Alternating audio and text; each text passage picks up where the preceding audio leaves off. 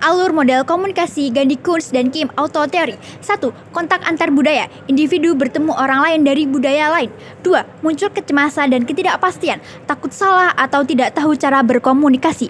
3. Pengelolaan kecemasan dan ketidakpastian, mengatur emosi dan memperbanyak pemahaman budaya. 4. Adaptasi perilaku komunikasi, penyesuaian gaya bicara dan ketidaksesuaian konteks budaya. 5. Hasil komunikasi jika dikelola dengan baik, komunikasi akan efektif dan jika tidak dikelola dengan baik terjadi salah paham. Intinya, keberhasilan komunikasi antar budaya tergantung pada kemampuan seorang mengelola rasa cemas dan ketidakpastian saat berinteraksi dengan orang lain dari budaya lain.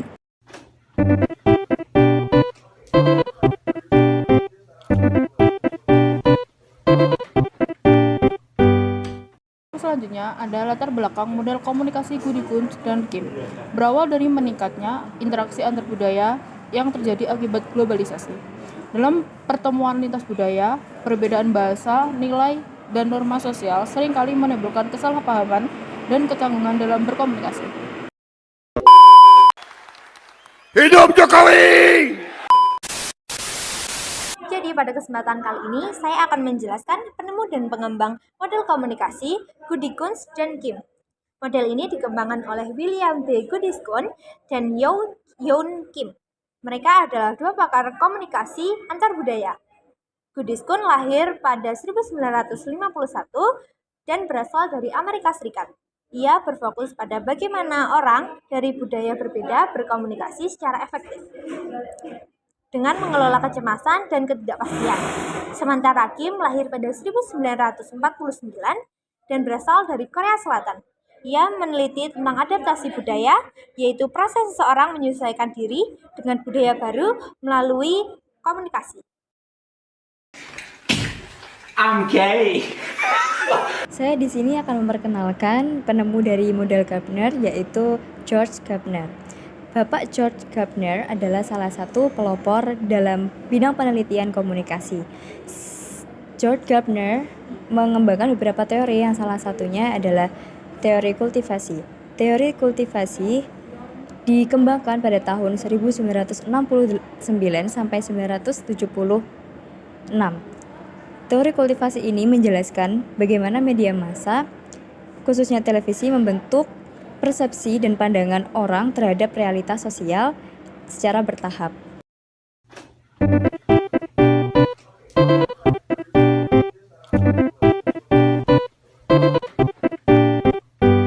Jadi alurnya yaitu event dengan simbol E, lalu persepsi dengan simbol E1, lalu media atau means dengan simbol M, lalu pesan dengan simbol E2, lalu penerima, dan yang terakhir adalah efek.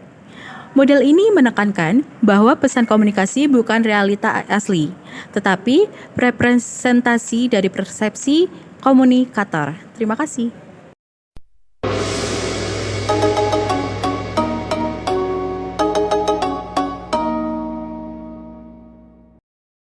Dari model Gardner adalah ketidakpuasan dari model sebelumnya dan juga dikembangkan karena kebutuhan dan model komunikasi yang kompleks yang tidak hanya menggambarkan transmisi pesan, melainkan juga pesan itu ditafsirkan. Penelitian media kultivasi, Gardner menggambarkan tentang teori kultivasi yang menyatakan bahwa paparan media jangka panjang membentuk persepsi dan keyakinan penonton tentang realitas sekitar. Sekian, terima kasih. Apa pulang hati-hati ya. Hati-hati ya.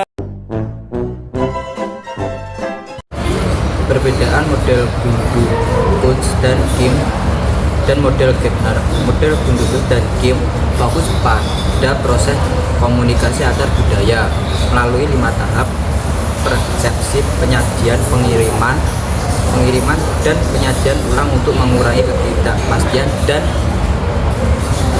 mencapai pahaman bersama. Model Gardner menekan bagaimana media massa berbentuk persepsi dan makna sosial masyarakat melalui proses penyampaian dan penerimaan pesan. Kesimpulannya, model Goody Goods dan Kim berfokus pada komunikasi antar individu lintas budaya, sedangkan model Gardner menyoroti peran media sosial, media massa dalam berbentuk realitas sosial. Sekian, terima kasih.